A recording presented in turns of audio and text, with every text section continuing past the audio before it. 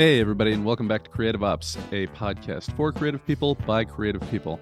I'm Christopher Talon, host of the show, and I'm excited to tell you what we got going on today. But first, I want to tell you about the friends of the show.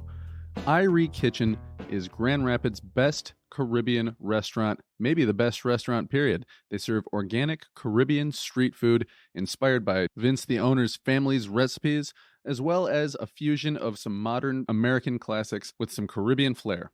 So go to www.irie.kitchen, find out how you can get some of this delicious food and taste the rhythm. Hey Guys Media Group is out there for you. They want to help you make your podcast. Check out what they've got at heyguysmediagroup.com. They've got all the services to do all the podcasting stuff behind the scenes for you, or they can help you kind of transition from not knowing how to do it, teach you along the way, and put you on a path to do it yourself, or you can just keep them on and they'll keep doing it all for you. Check them out, please. They helped me get started. They're going to help you get started too. heyguysmediagroup.com. You've heard me say it before. Baby Farm Soaps is the best place to get soaps, lip balms, bath bombs, beard balm, hand creams, any of that kind of stuff. That's your hookup right there. You got to go to Facebook to check them out because it's just a small little company out of Kentucky. Okay, so go on Facebook at Baby Farm Soaps. Tell them that Creative Ops sent you, and hopefully they'll return your call. Baby Farm Soaps, Facebook. Go now. All right, and here's the last one. The OG sponsors, River Town Adventures, going all the way back to episode 1 when I interviewed the co-founder, Paul Brogan, and then again at episode 16, the other co-founder, Nate Williams. These guys are good guys. They put out a good product. It's the most fun you're going to have outdoors in Lansing. Kayaks, canoes, stand-up paddle boards. I think they've even got bikes that you can cruise up and down the side of the river, and they got a big boat for events when the events come back. And this year, they've got new routes. So you can go on the Grand River, the Red Cedar River, and now the Looking Glass River. In Lansing, around Lansing, it's the most fun you're going to have. It's a responsible way to have fun with your friends outside, social distance, still together, and enjoying the outdoors and the beautiful nature in the city that you won't get to see otherwise. rivertownadventures.com. Live free, go paddle. I spoke with Randi Ford, a West Michigan artist, originally from Sturgis, Michigan, now lives in Grand Rapids, Michigan. And she has this amazing style. She calls them flow paintings. And there's not really a hard straight line anywhere to be found. But at the same time, when you look at it, you can tell immediately what it is. It's not like some really surreal, abstract looking thing. You look at her paintings immediately and go, oh wow, that's the beach near Sleeping Bear Dunes or wherever. It really draws you in with the sense of depth and movement that is really very unique. And it was fascinating getting to find out what her style, where that came from. So before we get started here, though, I want to tell you, she's not just some painter that I saw. She has won tons of awards. She's won the Merit Award for the Magazine of Contemporary Illustration in 2012, Best in Show Art on the Riverfront Fine Arts Show in 2013, Mayor's Award for Waterfront Invitational Art Fair in Saugatuck in 2014, Best in Show in Traverse City's Outdoor Art Fair in 2015, West Michigan Arts Competition Honorable Mention 2017, Best Artist Under 30 at the 7th Annual Plein Air Salon, Plein Air Magazine, the Cora Bliss Taylor Award at the Saugatuck Douglas Art Club, and then 2019 Saugatuck Center for the Arts Award, Waterfront Invitational Art Fair. And besides that, she's also taught at Grand Valley State University as an adjunct professor. Besides that, she teaches workshops at art centers. Really amazing person. Great artist, just a really fun person to talk to and be around to. So I hope you enjoy the interview, and then go check out Randi Ford at randifordart.com. That's Randi with an I, randifordart.com, and then you can find out everything else there is to know about this lady, what her work looks like, where you can get it, and how you can get in touch with her. So I hope you get a chance to check out randifordart.com, see all the amazing work that she's done, and I hope you enjoy the interview with Randi Ford.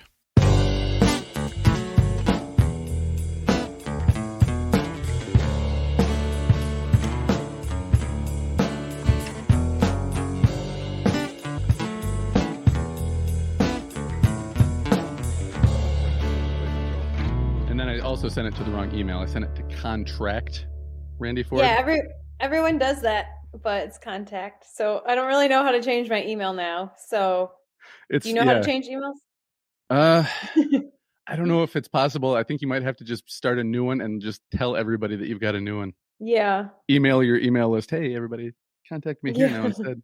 We'll get into some personal stuff, but before we do that, I want to know why, at the core of it all, because I know it's a business now, but beyond that, why do you paint? So I paint because it's something that I enjoy. It's a meditative process for me. Um, being creative and in the moment, it's just something I've been drawn to since childhood. I'm an only child, so I just found myself doing a lot of creative things when I was younger. So I like expressing myself, and I like creating beauty too, or capturing beauty too. So like after school, I was really drawn to nature and just how beautiful it was and how I felt within the scene. So um, I started creating these paintings outside, and just really wanted to start sharing them with people. And I guess like my goal with my work now is to just continue creating these beautiful landscapes and having them inspire other people and bring happiness to their life. So I get a lot of joy and happiness creating it, and I want them to feel that when they're viewing the work. That's cool. When I first got into not got into writing, but like first got the itch that, I would say was like the spark that led to me becoming a serious writer later in life was probably when I was trying to remember the exact age, but it was probably like around 7 or 8, maybe 9. And I would go to my grandma's house for the weekends sometimes, and she would put out a little typewriter and some paper on a little fold out table for me while she was cleaning her house or doing errands and just kind of needed me to be occupied. And that was the first time I was like, oh, I'm going to write a story. And it just kind of caught on from there. Do you have a moment or a person or a place or a time that was like, oh, that was when I first picked up a brush and was like, I love this? Um, yeah, there's something that stands out to me. Like I started drawing when I was really young, and I like drew this like buffalo when I was like 2 years old. My mom always like talks about that.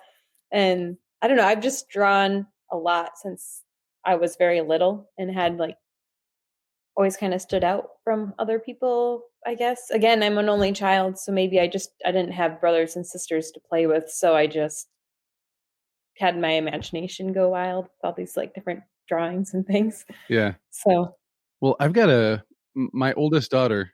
She's 7 years older than our second oldest. So she had the experience of being an only child for a while, and she's insanely artistic as well. So I wonder if that just came from time alone, like you were saying, just kind of like, well, you know what, I'll make something since there's not somebody to play with or beat up or whatever kids do. yeah, exactly. Yeah. Okay, I've talked to you a little bit before. Well, not talked, but over social media, whatever, about your Yeah. style. When I see it, the first thing that I think of, like, because everybody wants to compare things, which is kind of the bane of an artist's existence, right? Being compared to somebody else. Yeah. Is there somebody that you get compared to a lot that you're just like, I don't see it? Um, I don't think there's people that I get compared to that I don't see, Yeah. but I do see people that I am compared to that I see, and some people are correct. Like I have had influences in the way that I've created my style. So, do you want me to talk more about that? Yeah, yeah. Okay. Because Yeah. I mean, when I see it, I think stuff like Van Gogh, and I always feel like I'm going to say it wrong because it's French and I can't do French. Cézanne. Okay. Yeah. Yeah, I'm not sure about Cezanne. I guess I wouldn't really think that that was maybe because it's expressive the way that he paints and there's a lot of color yeah. within that. But I guess, yeah, I get Van Gogh a lot. Everyone always says that because one, that's one of the most popular artists in the world that people know. Yeah, the Starry Night, like everybody sees that and they're like, oh, I know that. And it's kind of that, being somebody who doesn't have a big art background, or at least art education background, I appreciate it a lot. I would say that it's kind of your style almost is a mix between like a post-impressionism and surrealism, but Yeah. that's a very limited knowledge base Yeah. that I'm speaking from too. So I don't know. What do you think about that? Because I imagine you've probably heard that before. Yeah. I've kind of described my work as that before when I've, used my hashtags or whatever. I've used surrealism and impressionism and um yeah, I guess when I was starting to learn how to paint or started creating my work, I was drawn to Van Gogh's work. I like the way that he uses colors and the way that he has a lot of like he uses oil paints where I use acrylics. Mm. And the way that he paints, he kind of it's an impression. There's kind of like line work throughout his pieces, even though it's not as like graphic as mine. Mm-hmm. Where he doesn't use a lot of blending and there's a lot of texture. And just his subject matter too. Well, I'm more drawn to his landscape paintings, and I know he paints buildings and things like that too. But yeah, so I was drawn to his work a lot, And also, there was a time that I was painting a lot of flowers, and a lot of people thought that what's the artist Georgia O'Keeffe. name? Yes, Georgia O'Keeffe. Okay. Everyone was always like, "Oh, Georgia O'Keeffe." So again, that's one of the most popular artists that people know about too. And I was doing things similar to her. I think that we have some similarities in our work as well. Again, she did landscape paintings too. But one of the artists that, or art groups actually, that influenced me the most is the Group of Seven, which a lot of people don't know about the Group of Seven here in America, but in Canada, they're really popular. So after school, after college, I found out about their work. Yeah, And I've it's never heard of this, them. yeah. So they were making work at the same time that Vincent van Gogh was. They were Hmm. impressionist painters, but they were in Canada, and they'd go north of Lake Superior and go hiking, and they paint landscapes in Canada there, just north of Lake Superior. Um, and they would have art shows in Toronto, and their work is really what stood out to me because what they were doing was capturing the spirit of nature. And just they had these like really beautiful uh, oil paintings that just kind of captured the spirit in it. Had a lot of color, just Oh yeah, beautiful, I just pulled beautiful some up. scenes. Yeah, really beautiful scenes. So when I was starting to make paintings, like the feeling that they have in their work is kind of what I was trying to get in mine, and I had like the Yeah, same I see that. connection. Yeah.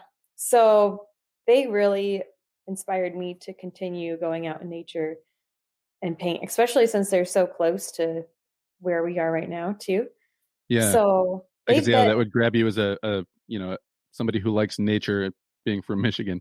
Yeah, yeah. So yeah, I went to Toronto and saw some of their work too. But so their work really influenced mine, and also like I really like Art Nouveau and work. I'm sorry. Like, When did you say I was? I think I was being a bad listener while I was looking at some of their pictures. oh, you're good. When did you say you got into the Group of Seven in college or Just right after, like right after? Right after. right when I was starting to create landscapes. After I graduated, that's when I started diving into creating landscapes. Were Started you going to kind of doing the flowers before that, or was that even before that was well later. before that? Yeah, that was even later. I just kind of did a few series of flowers. So, Okay. um, but Sorry to yeah, keep interrupting you. oh, you're good. Yeah, so I graduated Grand Valley, and then I was living next to Lake Michigan because that's where the campus is. So I went there in the summer and became really drawn to painting landscapes of Lake Michigan. I grew up in southern Michigan, which is not close to Yeah, the lake. Yeah. I did a little bit of research on Sturgis, and a couple of things that I wanted to say since we kind of are talking about that quickly, and I don't want to dwell on it too long. Um, it's called the Electric City. I saw in Oh my yeah. research. Is that something that people still acknowledge it as, or not really? Sturgis. I haven't even heard that before. Okay. The So, only reason I saw that was because they're like one of the oldest city-owned electric companies, going back to like 1896. oh, okay. Yeah, I had no So idea. yeah, and their sister city is Weissach, Germany, which has the largest printing press manufacturing site in the world. Okay. So, Yeah, we've had those exchange students from Germany come there oh in high really? school. So yeah, the Oh, sister that's cool city. that there's more to it than just like we're going to share signs that have each other's towns. You know what I Yeah, mean? Yeah. yeah, they come over, and then our people from our high school would go there and like see that town and everything. So Oh, that's cool. yeah. So that must did you ever do any international travel, high school or otherwise? I have done international travel, not that much. My friend Yeah, from high Canada school. doesn't count because we're from Yeah. Michigan. That's like going next door. No, yeah, no, I've gone to Paris to visit my friend that lives there now, and then I've also been to the Philippines to visit my other friend that lives there now.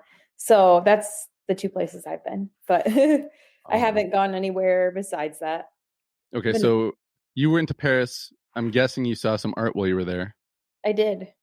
Did you see all the famous places and all the famous paintings? Yeah, yeah, we went around. That was just like 2 years ago. I went there. So yeah, we went to like That's the the Louvre, Louvre right? and That's all of Paris. that. Yeah. Yeah, yeah. So that was fun.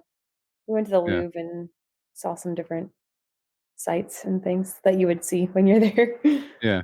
And I'm So, I'm I'm sure a lot of people would want to talk about that, but I'm curious about I don't know much about, Filipino art. Did you see any art while you were there? No, I just went for my friend's wedding, so nothing too Oh, art related. okay. Yeah. Yeah, it was a very Yeah. specific kind of vacation, I see. Yeah. Yeah. But back to the inspiration for the art, the way Yes. it's visual. In Paris, I did see one of the artists that work that did inspire my design as well. So they have a lot of Art Nouveau Mm. work there. So Alphonse Mucha is an artist that really influenced me. Um, kind Is of, that Mucha? yep, Mucha. So he was a printmaker back in like the early 19th century, from Czechoslovakia, I'm pretty sure. Um, but I really love his work. It's kind of psychedelic a little bit, the way that Oh, they, yeah, it is. yeah, it's very like flowy, draws beautiful women and nature, and it has kind of like a flat 2D, thinking more about design rather than realism. Yeah. So very stylized um, pieces. So the way that I've incorporated his design into my work is kind of like those fluid line work, the fluid line work and flat shapes and colors within my Yeah. scenes. Yeah, I'm seeing that right now. I'm looking at one of his pieces that's got a woman with almost kind of like Little Mermaid style red hair, and it's just curls and like not a hard line anywhere, and it's just taking over the whole thing. It's great. Yeah. Yeah. Yeah. So I really love his work and feel a connection to him. So that with the combination of like impressionist work is kind of like how my work has evolved, and also like Asian art too. I'm really in art history, I was really drawn to like the way that the Japanese wood block prints were created. Yeah. And again, printmaking style around the same time that Muko was making work. So the way that they design their pieces really influenced my work too. So that's kind of like the core influences of how I've decided to create my work. I've also worked as like a graphic designer too. So Hmm. thinking about colors and shapes and Yeah. design in that way, like kind of, because some of my pieces have like flat, they're made up of a lot of different flat shapes and colors. So like layered on top of each other. Yeah. So that's kind of that way of thinking and creating in the computer has also influenced the way I create my pieces. Yeah, that's very interesting because I had a visual effects artist on my show, and he talked about the way that they'll build backgrounds for movies is kind of the same way as, you put one layer down, then you put another layer over that, and then another layer over that. Yep. Yeah, I do use a lot of layering in my pieces too to Yeah. create depth. So like, yeah, I Well, have it's a lot working of layering. because the pictures when I look at them, um, especially the bigger ones that have more going on, Yeah. the oh man, the Utah life, the one I'm looking at on your website right now, Yeah.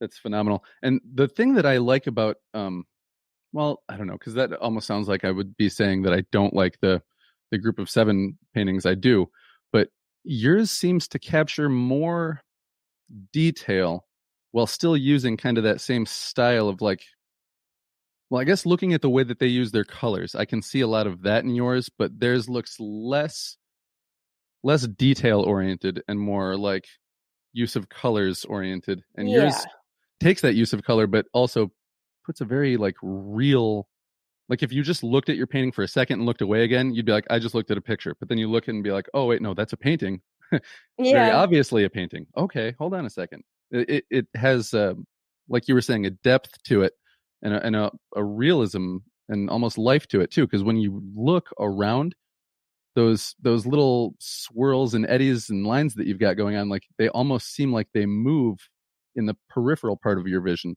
and it Yeah. adds life to it. Is that what I described? Is that something that, be honest now, you would say I do that intentionally and that's why I paint that way, or was that just kind of a happy byproduct of what you thought was visually pleasing?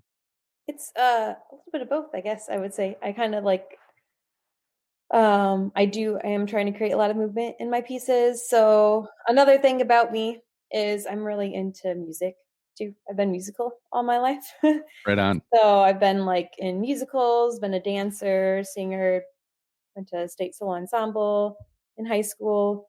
So I've been really into music. I Okay, left so not just singing in the shower. Yeah, I wanted to pursue music originally, And it wasn't until like my senior year in high school that I decided to take my art classes. And then that year I dropped choir. I was like, I'm not going to pursue this.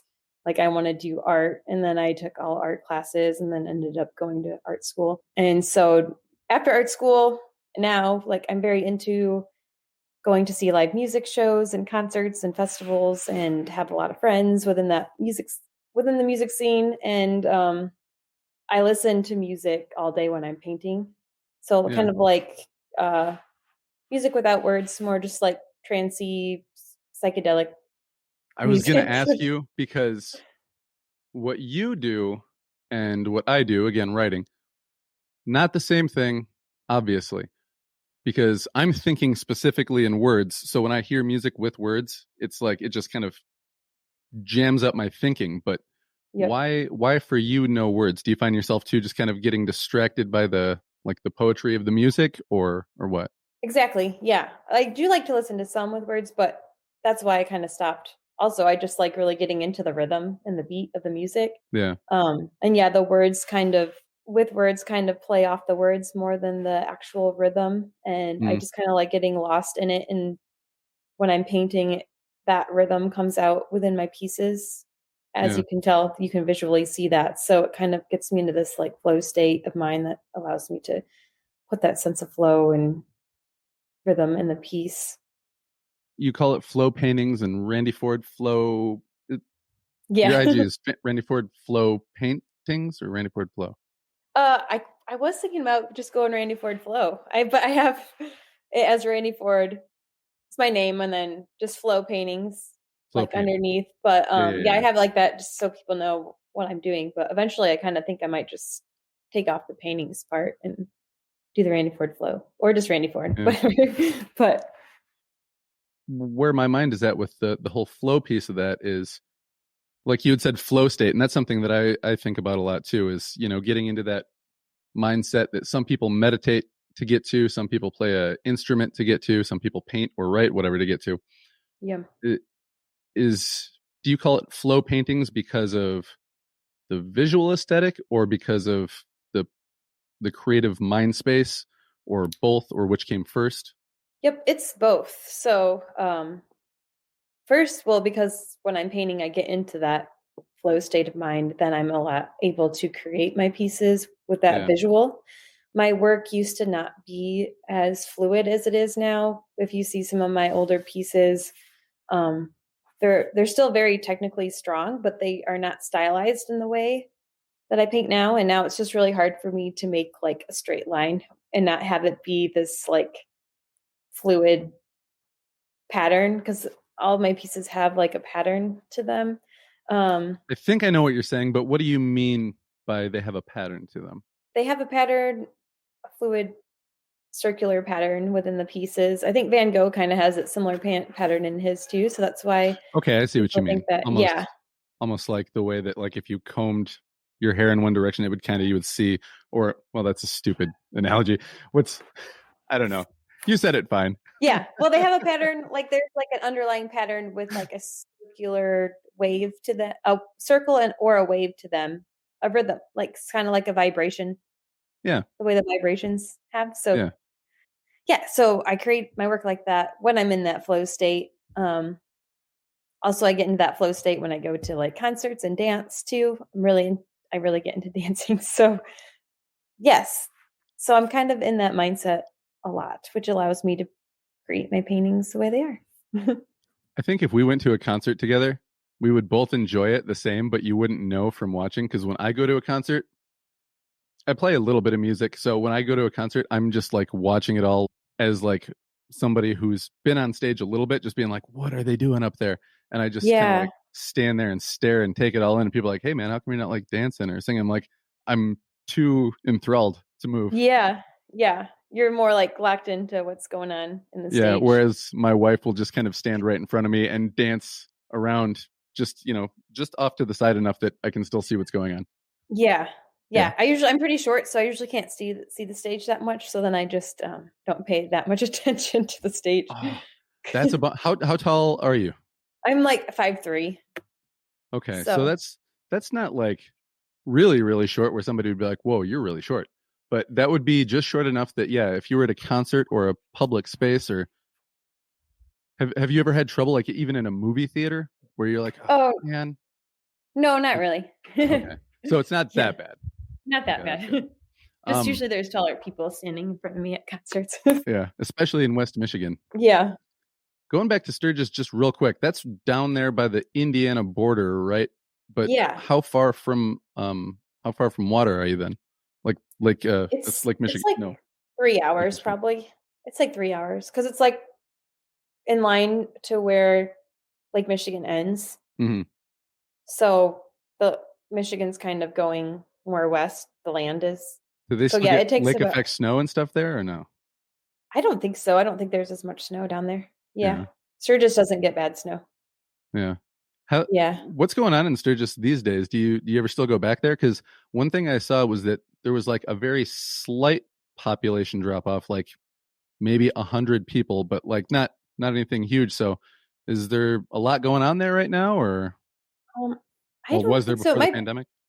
I don't think so. My parents live there still, Yeah, so I go back and visit them.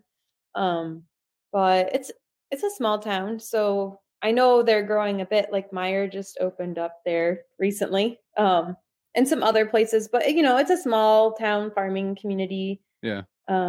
So yeah, mostly it's focused around farming. There's Amish people down there. Oh, A that's lot of cool. Amish. Well, I mean, I don't know Yeah, why that's cool, but like well, that is when cool. you live in the city and you see somebody like driving a buggy and you're like, they don't use electricity at all? Really? Yeah. Oh, Yep, yeah. So there's tons of Amish communities in that area, like horse and buggies, a good amount. So in the areas around the there. best bread flour I've ever had is from Amish bakeries, and the best furniture I've ever seen is from Amish furniture stores. Yep. Yeah, they have really nice furniture.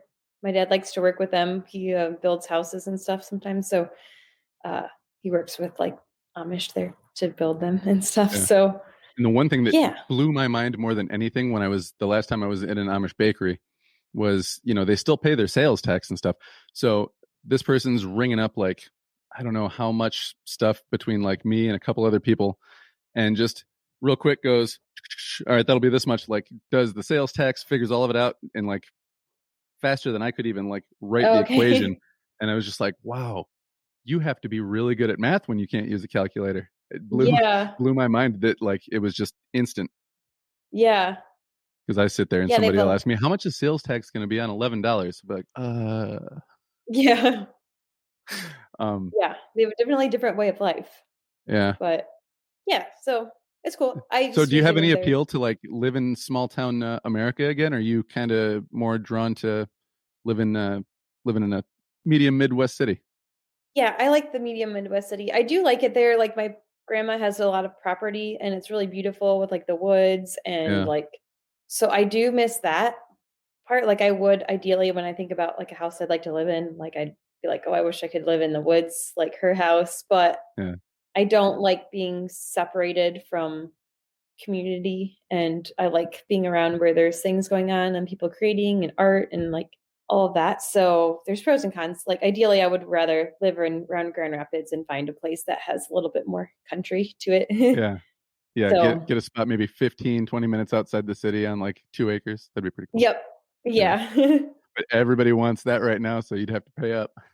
Yeah, that's true, right? You got to pay up to live anywhere around here right now. It's nuts, isn't it? Yeah, Ugh. it is. Are you renting now? I have a house that I own now. So Okay. yeah, luckily I was able to get one before the prices started going up like 6 years ago. Yeah. Yeah. That's how long So I've been living where I am now too, is, well, we might be going 7 years now, but yeah, we were talking about it. Well, we've talked about it a lot lately because we just did a refinance, and, it's like, yeah, I don't think we could afford to live in this neighborhood now, yeah. Yeah, which we is got a lucky. weird thought. Yeah. Same here. Yeah, I'm gonna finance my house too since they have the low interest rates Yeah. also. So It's almost weird though, because people who are buying houses here now, it almost feels like I snuck into a club that I don't belong in. You know what I mean? yeah. But Yeah. oh geez, I do this all the time. I have terrible ADD. Okay, so I want to ask you, getting back to your style again.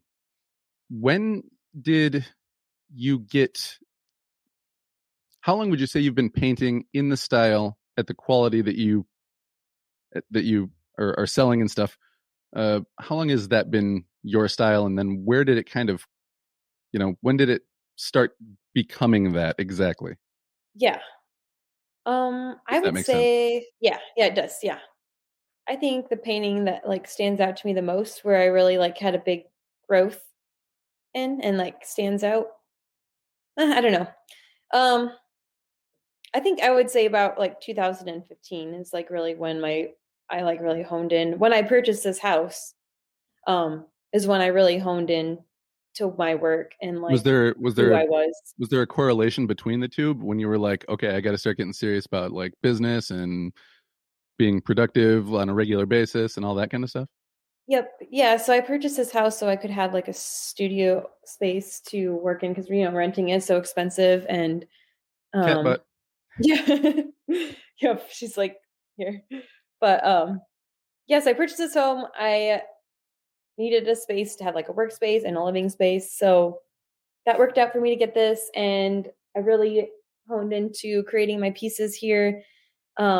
I also had opportunities to have some art shows as well. So like I had my first gallery solo show in Glen Arbor. There's a gallery there that I showed my work at. And so I had to make a big body of work. Anyways, it was an art gallery there that they have like shows weekly and they feature an artist. And the opportunity was really great because I was able to make like 20 pieces for it. And Oh wow. then, yeah, like 15 or 20 pieces. And then so I was able to make a really big body of work. And then after that is when my work really developed, is when I made a piece for Art Prize in Yeah. 2015 or 16. It was a really big sunset piece, like 4 foot by 5 foot sunset piece I called Radiate Positivity, We're One. And it was this really beautiful, epic sunset that just like really stood out. And I put a lot of time into that piece and showcased it during Art Prize at Panera Bread is where my venue was right downtown. So, and it matched the Panera Bread's colors exactly too. So, that was a really impactful piece for me, just the message behind it. And then just the growth that I had creating the piece as well. So that And you really said like, that's the 2015 one. yeah, I think that's Okay, I just want to make sure I'm 2015. looking at the right one. Radiate positivity. We're one. Yeah. Do you see it? Yeah. Oh, where are you looking at it at? From the Art Prize website. From Oh, that's got your tab up, oh, nice. You found so it's got all your it. entry. Yeah. Okay. Contrary to popular belief, there is some preparation for the show. Yeah. No, that's good. Yeah, I didn't even know that was still on Art Price's website. So Yep. Yep. cool. They've still got you with all your different entries in there. Cool. Yeah. But yeah, so that piece was a big piece, right? Like 4 by 5 foot. That was the biggest piece at the time that I had made piece, and I made it here in this house. Man, the sky and just you keep getting lost in the water. The line of the sun on the water. Yeah. Yeah, the water turned out really well with it with that piece, just the way the beam of light was coming forward towards Yeah. you. And the photograph I had, I was able to like really like capture that. Like it was a good photograph to be able to work from to create that. Yeah. Yeah. It's funny. It's almost like a dream where reality just starts melting, but not in a scary way, in a fun, like, oh, okay, let's see where this goes way. Hmm. And so photography, the last, no, that was the last person I interviewed, but it wasn't the last person that was on.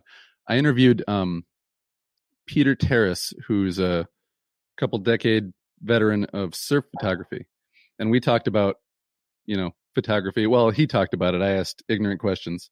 And I'm going to do that to you now too. When Hmm. you photograph stuff, do you, because you said you paint mostly from photographs, right? Yeah. Your nature stuff. Um, do you try to get just the right photograph and then paint that photograph like kind of, square for square, or do you take as much artistic liberty as you need to with placements of things, or does, is the photograph itself a work of art or just kind of a starting place? It's more of a starting place. I really do try to take great photos. Like I'm pretty good at like I base that for the bottom line of the painting. Mm, Take a bunch of photos. I'm really good at composing through photographs. Um, so I take a bunch of different photographs and then I will change things even more in the painting to make it okay. stronger too. So I just kind of use that as a reference and then I incorporate other elements to the pieces. Sometimes I'll put them into Photoshop and then I'll um, kind of like change things in there, like with the paint tool and like incorporate more patterns or like change the shapes more. So I can create like a balanced image. Yeah, just to get the right geographic balance Yep. in the Yeah. in the picture.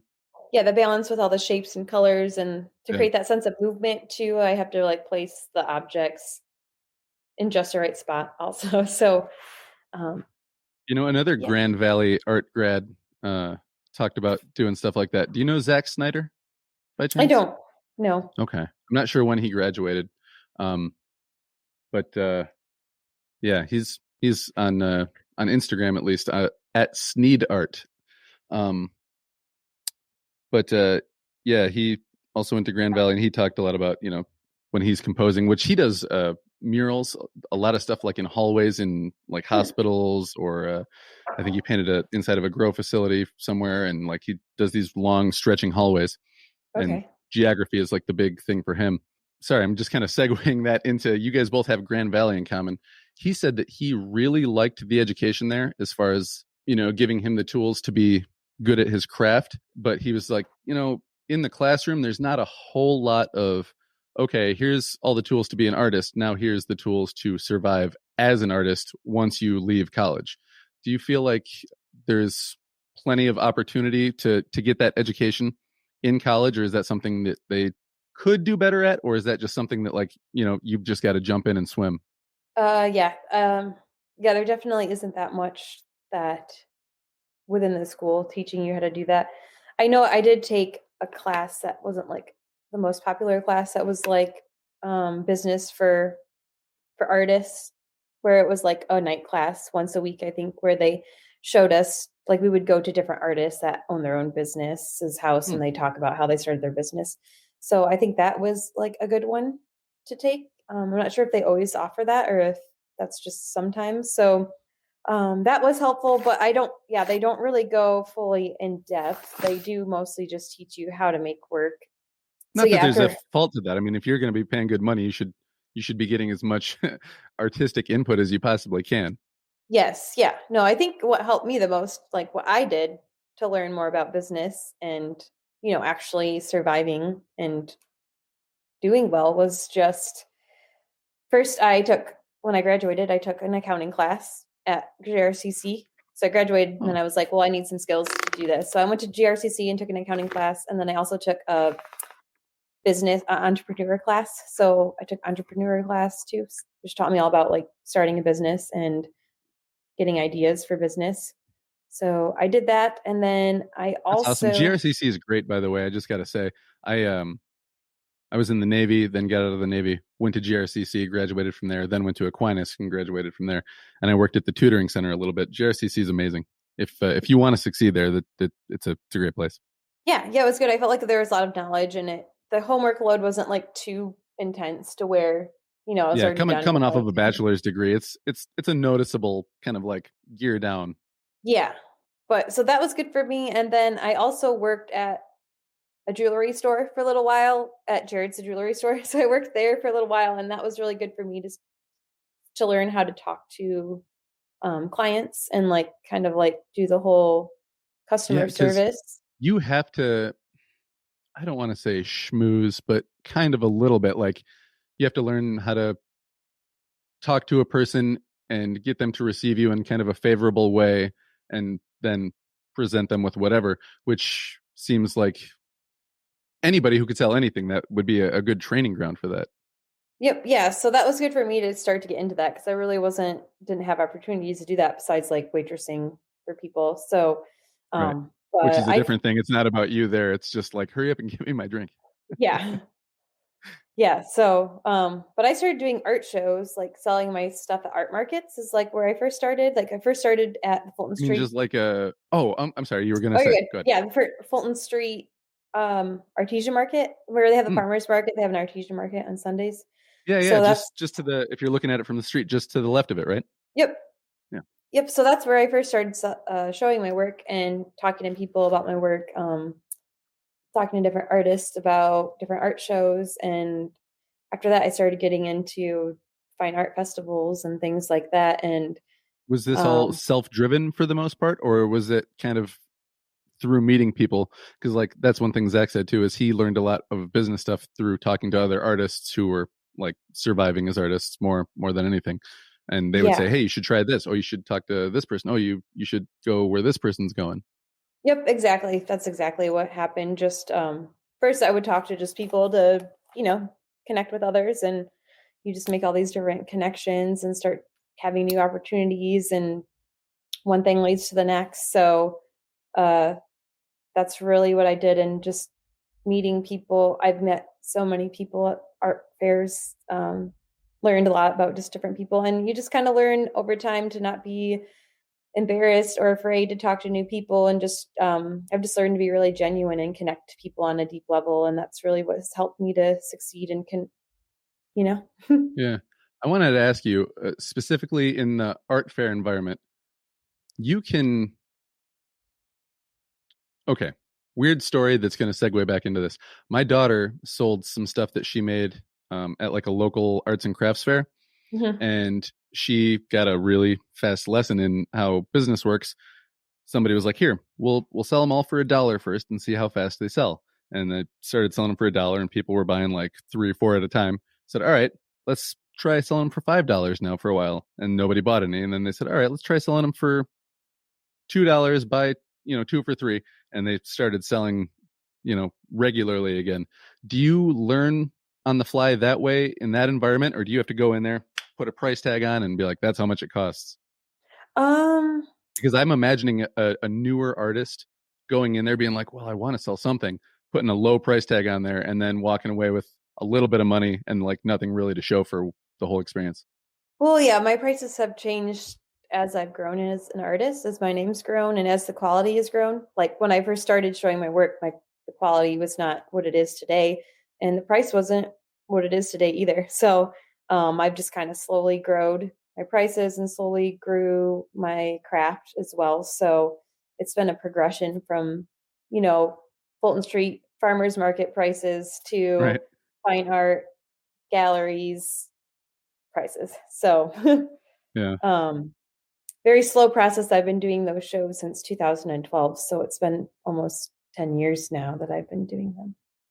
How does an artist get into that? Do you have to submit like a portfolio of work to somebody to like be like, "I'm serious and I'm good enough," or do you just kind of like show up and be like, "Can I put this in here?" or what? No, yeah, you have to apply. So there's like a website that you can apply. Well, some art fairs have their own website that you apply on, and then there's ones where they go through it's called Zapplication, and you apply. They've all kind of turned towards that platform and put their application on there. So artists from all over the country will apply to different art fairs, and there's a jury review of all the artists, and then they select their favorite artists that they want to have in the art fair, and then you get accepted or not, and then the booths cost money to be in them too. So the ones that are more well known and have a lot of people that come to them and they market it more as are more expensive to be in, and then the smaller ones. So I started off doing smaller art fairs, and like now I'm able to get into some of the really big art fairs. So definitely takes time to reach that because you have to have like your booths shot. So you have to have a nice booth too and a photo of that. So like starting out, I didn't have a nice booth. Um, and I slowly, my booth became better to where eventually I'm able to get into these good art shows where I was only able to get into smaller ones when I first started out. Yeah. Yeah. So the more you do, the more you grow yourself, the more you get your name out there. That makes sense. Yeah. Um, I don't want to forget about this, so I want to ask. I thought that I read at one point that you were one of the artists in residence for the state parks or the federal Yep. parks or what? Yeah. The Porcupine Mountains State Park. Porcupine Mountain State Park. Okay, Yeah.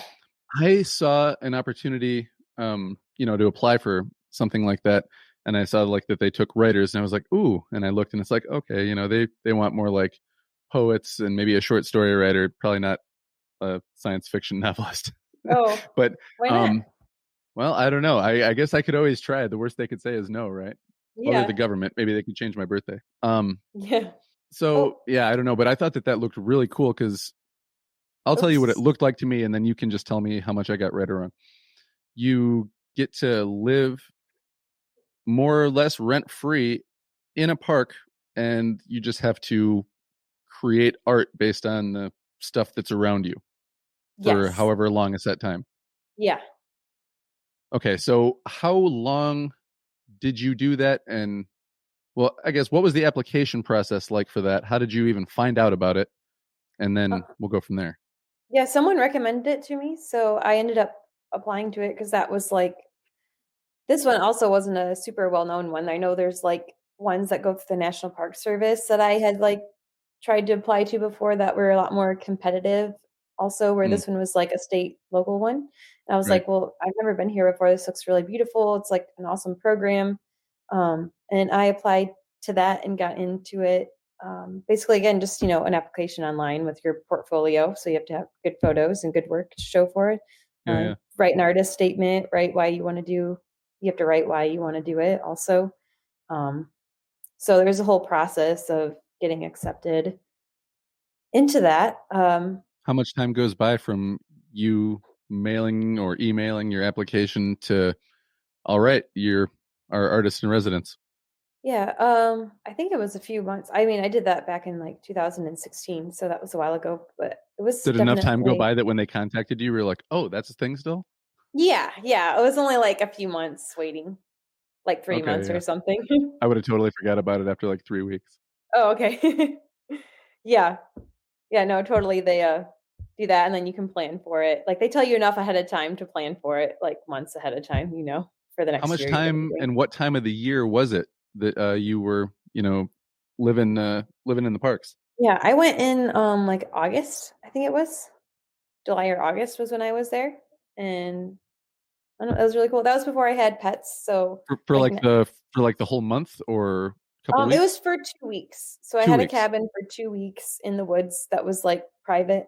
Not all of them are like this. This one was just, like, a special one where they have this, like, artist cabin that was private. It didn't have running water or anything, so that was something that was, um, I had to get used to, or, like, Was a it a chore to refrigerator. get was it a chore to get to clean water? There was actually a river right next to it, so I just kinda used my filter to use the water. Oh, right Like, on. yeah, so I ended up just doing that the whole time. Did it But have a kitchen or even like a fire stove or anything? there's a fire stove, but there's no, like, refrigerator or anything, so I just kinda, like, ate, like, dry foods and stuff the Yeah, and whole you probably don't time. wanna use July, August in Michigan. It's probably hot Yeah. and humid up there. I started out with a cooler and my stuff, like, went bad, like, the first day because it just melted. It doesn't have a great cooler, so I was like, "I'm just gonna eat things that don't go bad and drink the water from here." So, Yeah. um, A lot of Cliff Bars and stuff like that. uh, had, like, a lot of avocado toast and some protein beef jerky and stuff. So you lived on gas station snacks and river water for a while. Yep. Well, yeah, and fruit and stuff. It was good. It was the river water was good too, so. Yeah. Oh, once you get, because everybody looks at Michigan like it's a map of their hand. Once you get Yeah. into the fingers, I think the water just becomes insanely cleaner. Oh, yeah. Yeah, and that's, And like, all the way forget up. forget the Upper Peninsula. Yeah. Yeah, because that was in the Upper Peninsula, like, you know, along Lake Superior, Yeah. so the water was really clean. Now, there is significant wildlife in the Upper Peninsula. Did you have any moments, not necessarily even scary ones, but where you're just like, oh, wow, it's a huge wild animal? I didn't see any wild animals, but I like, huge ones. I did see the mice there. The mice there are very different and kinda creepy and, like, have really big Some eyes. mice. Yeah, they're bigger, and they have bigger eyes, and So, they are a like little. somewhere between a mouse that most people might think of and like a rat, like kind of like halfway Yeah, between those. yeah, yep, it's big. I saw them there Yeah. again when I went there last time to visit, and they were, like, trying to get into our food and, like, running all over and, like, climbed in the car, And when I was there was one like in the bath because I had to go into this outhouse to use the bathroom that was outside of the cabin, and the mouse was like in there trying to get the toilet paper. And that scared me a lot because it climbed into the toilet I was supposed to use. And then I didn't know if it was like going to Oh, be in there when I no. was going. No. So that was the scariest animal that I saw there. Well, that's definitely, yeah, an alarming animal encounter or potential alarming animal encounter. Yeah, they're very big. They're like this big, maybe like just like different type of mouse. How much time would you spend a day? Well, were you there by yourself, or do you bring a friend, or I was there by myself most of the time, and then my boyfriend came for a few days. So then he came and we did some hikes and stuff. nice? But I was there at the end. I was getting kind of stir crazy just being there alone for so long. But it Yeah, was because up good. there you might as well be on a remote island. Yeah, yeah. And I didn't just stay at the cabin the whole time. I went on hikes throughout the day and stuff. Yeah, yeah. That's what I wanted to And know is like what might a day look like? You know, if you were blocking off times, what how much time did you spend like just fun hiking? How much time did you spend like taking pictures that you might paint? How much time did you spend actually painting if you did yep, while you were there, or if it yeah, was all yeah. photography or Yep, so I did some smaller pieces. It was raining some of the days I was there pretty mm, bad, so I just painted from the deck of the cabin, like the area around it. So I did that for a few days when I couldn't actually just go out and hike. Then when the days were nice, I went and hiked and took photographs, met people. Part of the thing was that you give like a talk about your work to people there. So when I was there was a music festival going on mm. that they put on, which was Uh, what's it's that one called called? Porky's and it's called Porky's and something. Yeah, no, I think I know what you're talking about because I don't know if they played it the year that you were there or not, but there's a Grand Rapids band that I would love to get on the show sometime called the Crane Wives. You ever heard of them? Okay. Yes, yeah. Yeah, I know them. And I know that they did, I think, a festival in the Porcupine Mountains before, That everything might got be it. pandemic-y. Yeah, I don't think I saw them there, but there was other bands and stuff that were local to Grand Rapids and some musicians that I know. And so that was cool to go there and be a part of that. I just had to like paint live when I was there in like the nature, and then people would come up to me and I'd tell them about my process and what I was doing there. Yeah. So I They're like like, "Are that. you some weirdo who lives in the woods?" You're like, "No." Yeah. Yeah. I preferred that. Usually you would give like some kind of presentation where this was more casual at a music festival. So that was fun for me since I like music festivals. So what kind of music? I know you said that you like to paint to stuff that's kind of like trancy. But when you are like, "Oh, I want to go and see this band or performer or whatever," what draws you? I like a lot of music, but I am into like the EDM music scene. Um, so I do like a lot of jam bands too. I like reggae music. I like jam bands. I like psychedelic rock. I like um, bass. I like bass music and dubstep and glitch hop and funk music. Uh, I like a lot of that. Yeah. You All of know, that. my my buddy who I interviewed on trying to think, episode 5, I think, from Fresh Coast Seed Company. Well, no, Fresh Coast Seed Co. Got to say it right. Um, he is totally into that kind of music, and he'll be rocking out in his grow warehouse, Yeah. just doing his thing with his plants. Just Yep, that's me too. yeah, I imagine you guys have the same kind of style. He's pollinating plants, and you're painting landscapes, though. Yep. That's pretty cool. Yeah, because I don't know. I sometimes I like just a really quiet space to do my thing. Yeah. But then there's other times where I'm like, I'm going to put on some music and play it loud while I'm doing my thing. Yeah. Do you go through times where you do both, or is it pretty much always music behind you? Yeah, I do both. There's times that I work and I'm just quiet um when I need to do that, but I also play music that's quieter too, but then sometimes I play music that's really gets me hype too also. So Yeah. it just kind of Yeah. depends on how I feel. So, but yeah, Yeah. sometimes I listen to podcasts too, but again, it's hard for me to get really into the painting if I'm concentrating on someone talking and what they're saying. So, Yeah. And you said that you paint to the feeling of the music sometimes.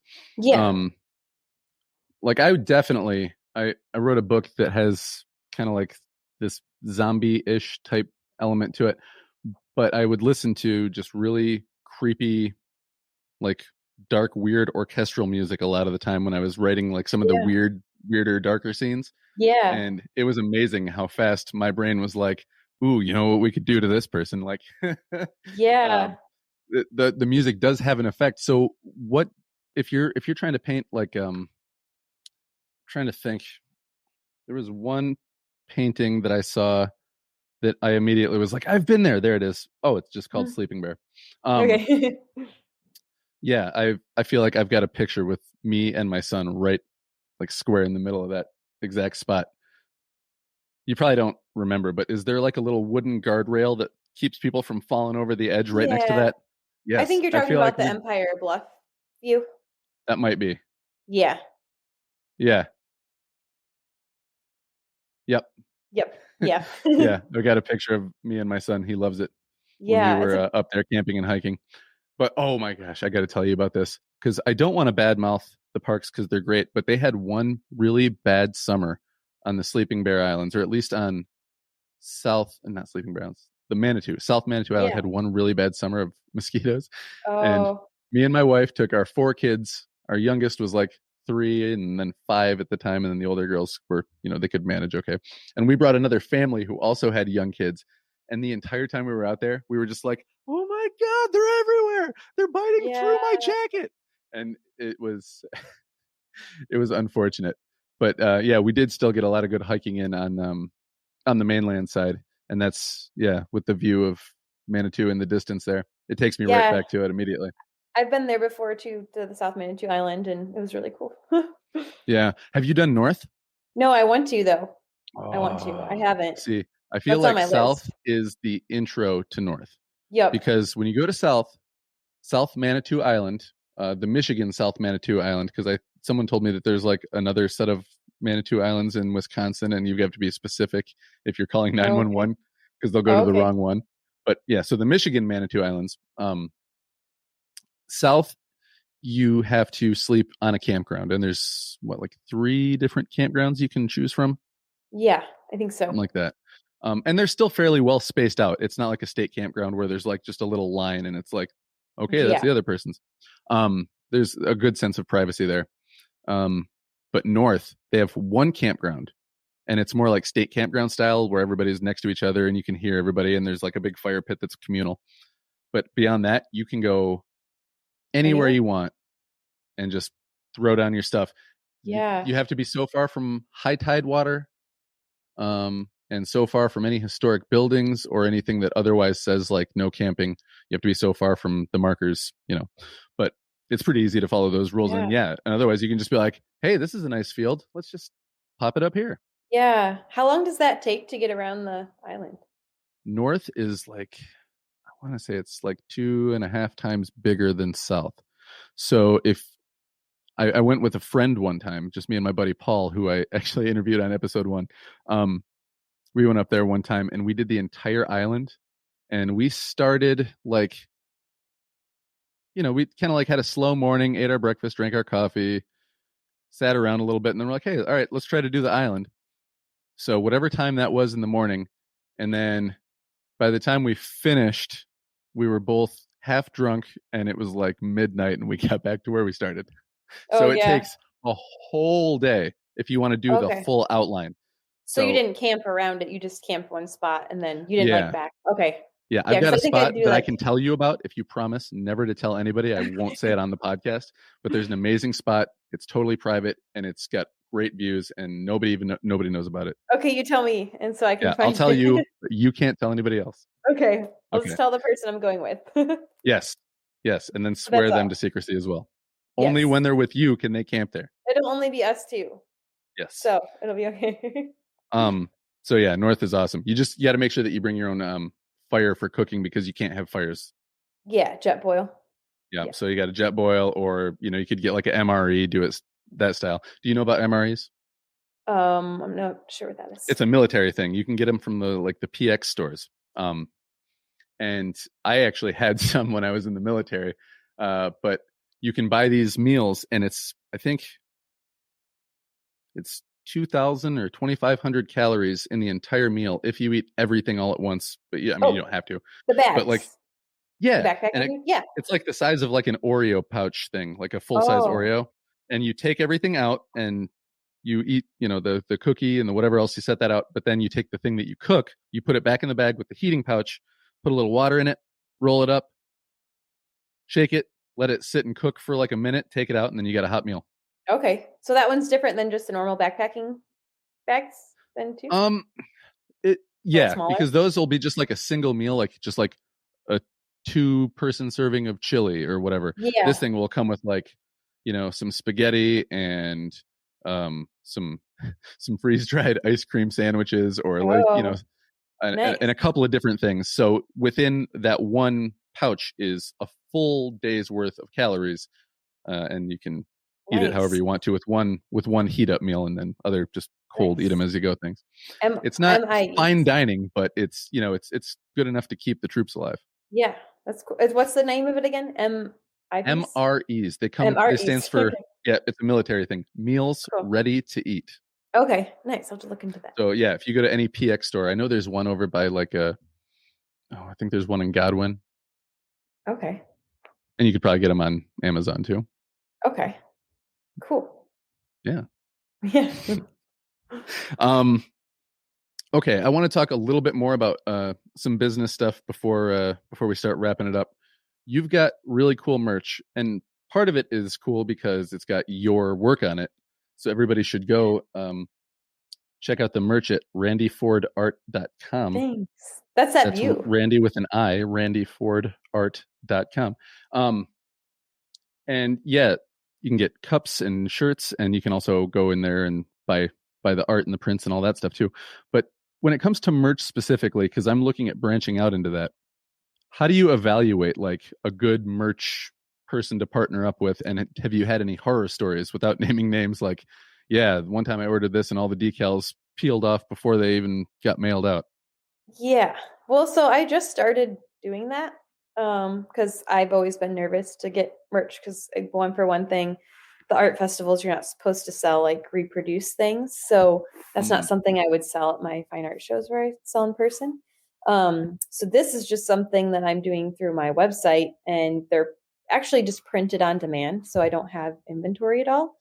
Yeah, that's how Um, most of those sites work, unless you buy things by like the hundreds or thousands, right? Yep. Yeah. So this was like use Shopify for my website, and they have the whole drop shipping apps. So I found like different companies to work with through there that make my shirts and my cups. So right now it's gone pretty well. Besides, sometimes it takes a long time to get them to people. Not too long. Just like it's not like me instantly shipping it out. It's They not have to like make it. Amazon Prime where you get it within like Yeah. 2 to 3 days. Yeah. Yeah. So, it's worked out well for me because I don't have to just have an inventory, and if someone orders it, then it gets made and sent to them. So, Oh, and I know people that work, small business owners who work in a individual shipping thing, and it's driven them mad in the past. They had to hire like dedicated people just to making sure orders got sent out on time. yeah, for like printing companies or something. No, actually, I think it was the no, yeah, it was my buddy, the guy that has the seed company, Okay. because they can sell seeds, and because I think seeds technically get classified as a novelty item. I'm not Okay. sure. I'm not sure why seeds are okay, but when they grow, it's illegal in places. But yeah, and it was a thing where you couldn't just like have a company do it. You had to actually Oh, yeah. put your physical product in the mail, and Yeah, it's a whole process. Yeah. It's really helped me to like not have to do that too. Cause yeah, when I do get cause I make my own paper prints, and when I do that around Christmas time, I get a lot of those orders. That like takes my whole week up from actually creating, because then I have to print the prints and package them and get them together and ship them. So yeah, yeah, yeah, yeah. so It's lots Hmm. of different things to manage. So this ways makes it a lot easier for me to manage. I don't have Any to worry. tips for people, artists or otherwise, who are looking to get into the merch game? Yeah, I think just looking into the apps like that is a great idea. I know I have another friend that has turned to designing apparel. He's an artist and he started doing that, and he's been selling his work to people over in like China and stuff, have bought his stuff off his website. Wow. So he's still getting into it, but yeah, just making designs on different products and things like that. So I think there's a lot of people that do that you wouldn't think know that actually have it printed that way. Did you feel weird? I'm not saying you should, because actually somebody told me this. Um, that when I was like, I'm thinking about, starting merch and maybe trying to sell like a t-shirt or, something for the podcast. And they're like, well, are you trying to make money on the podcast, or are you doing it because you like doing it? And I was like, well, can it be both?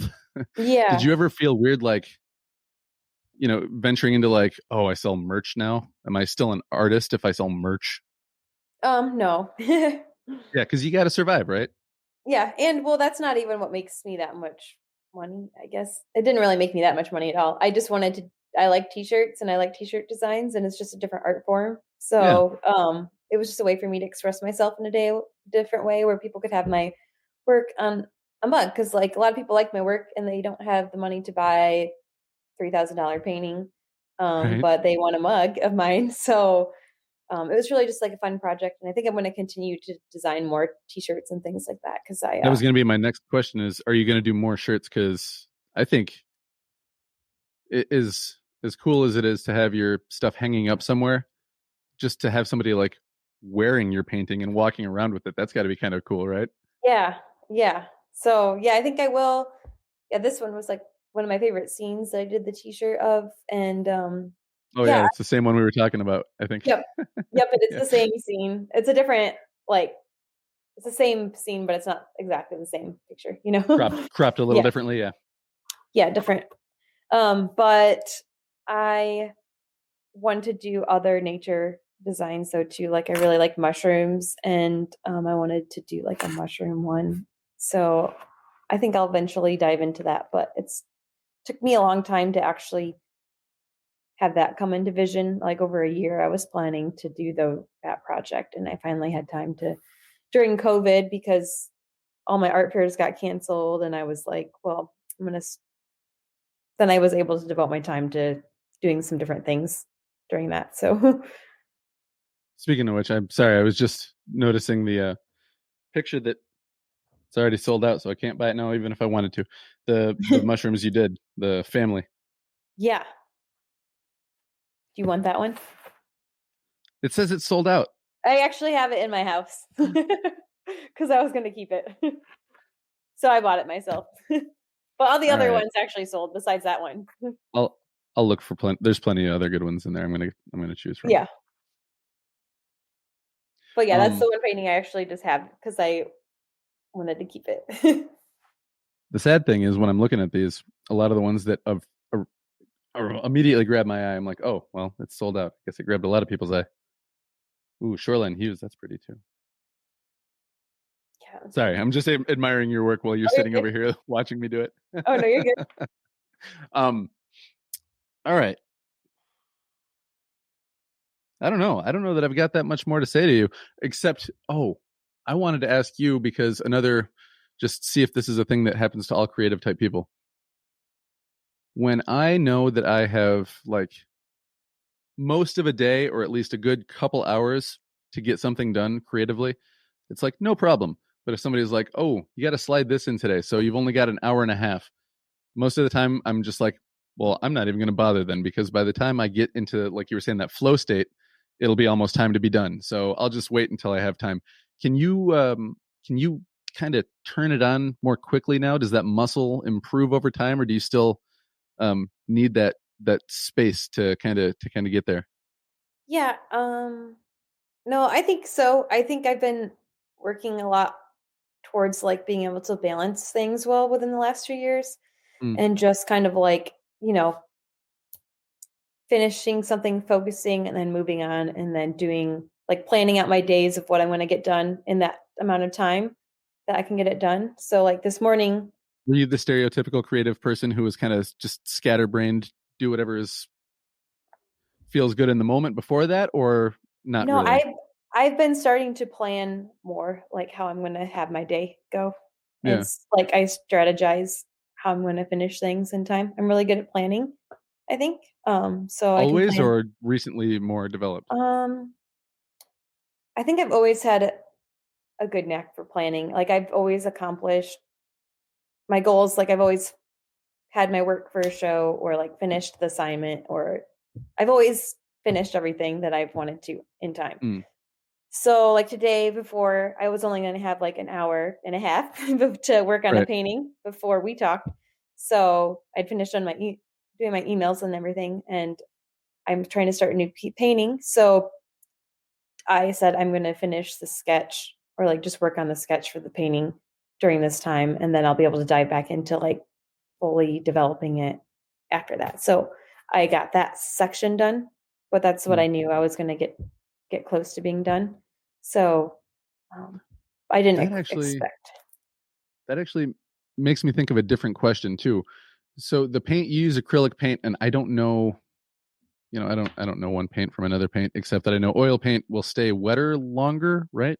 Yes, it's wet. It's a oil based, so it'll Because take that's like Bob takes a Ross. long His time. whole thing was he would do his whole painting in one go, and like that's specific. He liked oil paint because you could manipulate it all while it was still wet. And Yeah.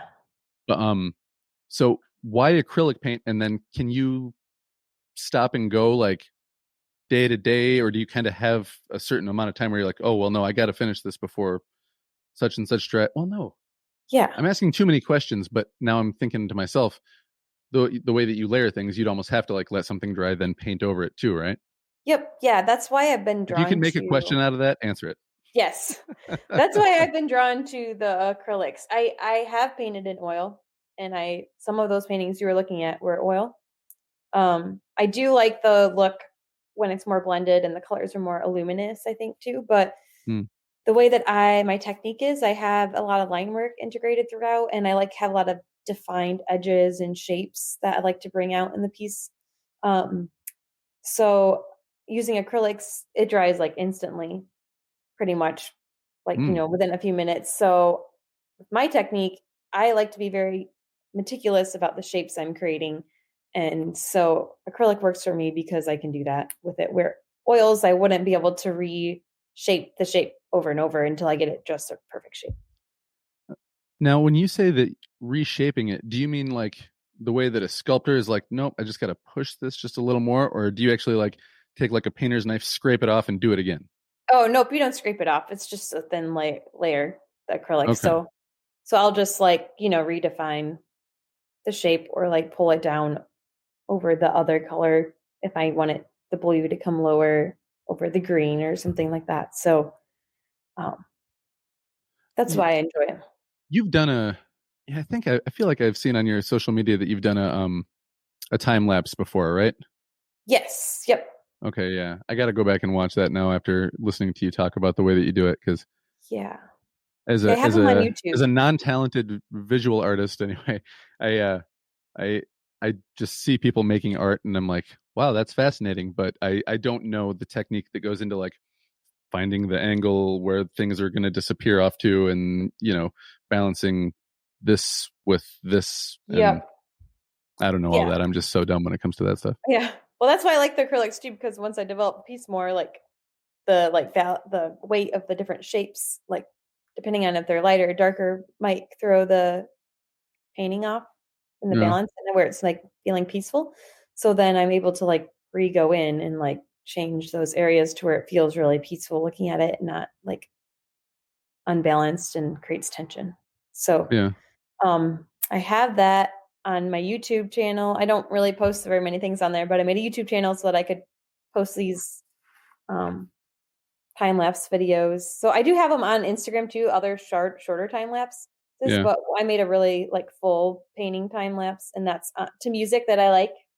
So it's to music that I like so you get to see and so there's two paintings on there I think I did that you can take a look at and it's the full painting. So it's Right just on. Randi Ford flow paintings on YouTube. Cool. Well, that's as good a segue as any. Tell people where they can find all of your stuff. Okay, yeah. So on Instagram, you can view my work and follow me on there. Randi Ford Flow Paintings with underscore in between each word. And then I also have my website, randifordart.com. Again, it's Randi with an I. And there I have my canvas prints, my paper prints, and my original pieces, as well as the merch. And canvas prints are really nice. They look great. They look almost, a lot of people think they're real paintings when I show them at different events I do. So they look nice. I also have them framed as available, like in a framed option as well. And then also I have a Facebook too, which is Randi Ford Flow Paintings as well. So, but Instagram and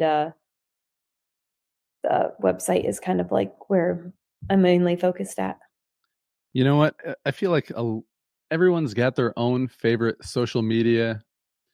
And when people say Facebook, I'm just kind of like, really? And Twitter, I like Twitter a little bit more than I like Facebook. But Instagram is by far my favorite one to just like, if I'm just going to scroll onto one just to like waste some time. Yeah. Instagram. I'm not usually on the other ones without like a purpose more. Yeah. Yeah. Instagram, I have a lot of artists that I follow on there. So yeah, I like to go on there also. It's more inspiring than Facebook with all the drama and everything. Yeah. Yeah. And Twitter, people use Twitter to get upset about things more so, I think, than Instagram. I found some upsetting stuff on Instagram too, but not in as high a volume, I don't think, as the other ones. Yeah. The other ones are a lot of like, can you believe what this person said? And can you believe this person believes this? And it's like, okay, I'm going to go look at Randi Ford's paintings on Instagram instead of this. Yeah, there you go. Yeah, do that. All right. Well, wait, one other thing too. Yeah. I have a newsletter that I send out. So I have a lot of people that follow me on there, and that I send out maybe like bi-weekly, depending on like what my new pieces, when I have my new pieces or sales and things like that. I send out a newsletter, and you can sign up for that on my website. There's a pop-up form, so you can receive like my new work before other people do, and just it has a little bit more content in that than, Instagram posts or something like that. So if you want to do that, you can receive it in your email. Right on. All right. Yeah. hang on for a second. After we say goodbye for the show, and I'll tell you all the secrets of North Manitou. Okay. Sounds good. All right. Thanks everybody for listening. Thanks to all the sponsors. Please check them out. Go to buymeacoffee.com/creative hops and you can buy me a coffee if you like the show. Check me out on my social media. Go to christophertalon.com and go to randifordart.com. Check her out, all her socials, her YouTube, all that. Thanks, everybody. Have a good one.